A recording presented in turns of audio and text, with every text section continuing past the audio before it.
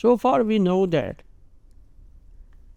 sexism, overt sexism, open sexism, it relates particularly with women or sexual groups, non-binary sexual groups, queers, etc. But we also know that sexism also overlaps with anti-Semitism, मुसलमानों के खिलाफ, and it also overlaps with racism, etc. So that's why it is a very serious problem. Now in this module, you will know more about it. Sexism is reformed at institutional level.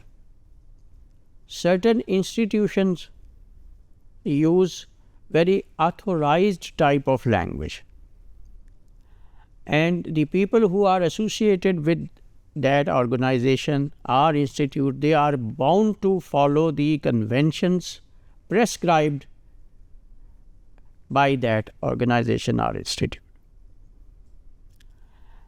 Because institutions like government, schools, universities, they tell people to use this word and to avoid that word.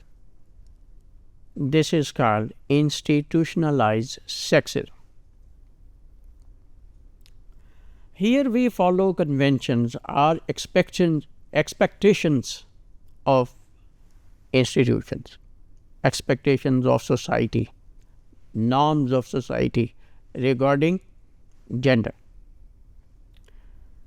In this case, if a person violates the prescribed use of language,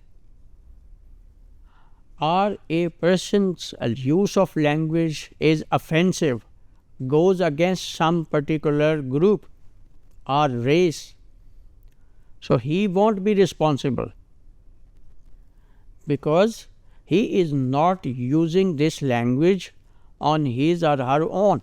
It is the institution which has imposed these things on that individual, so individual is not responsible for that.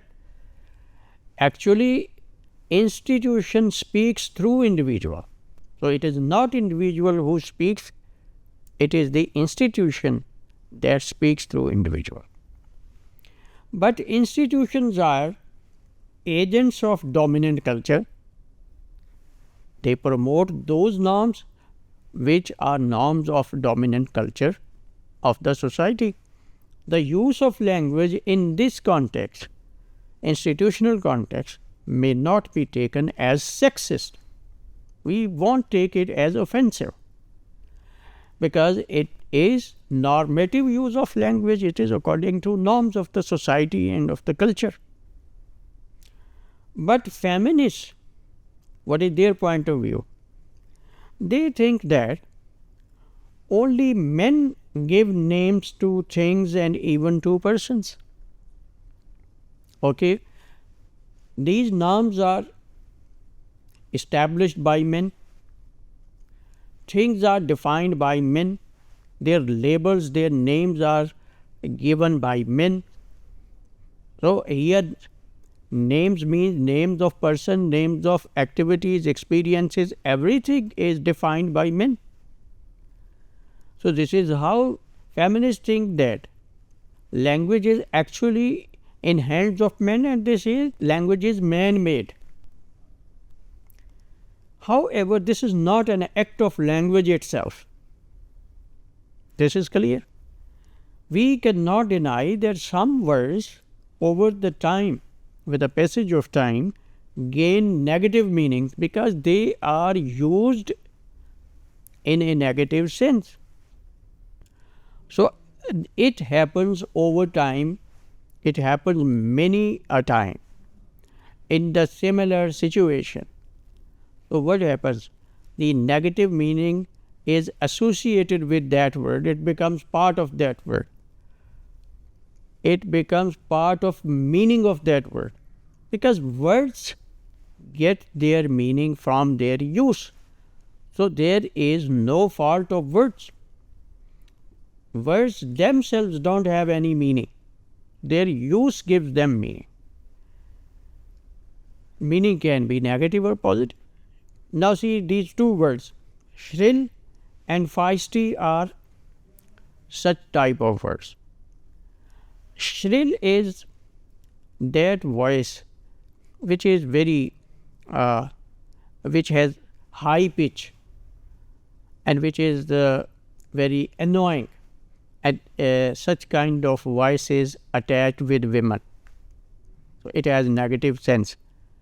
And feisty is that kind of woman who is very vocal and very assertive and bold.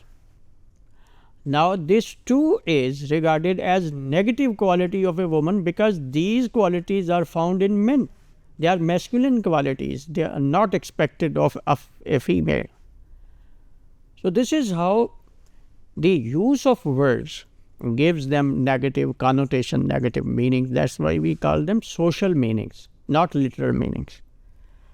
They present women negatively when we compare them with men. This is how sexism is promoted.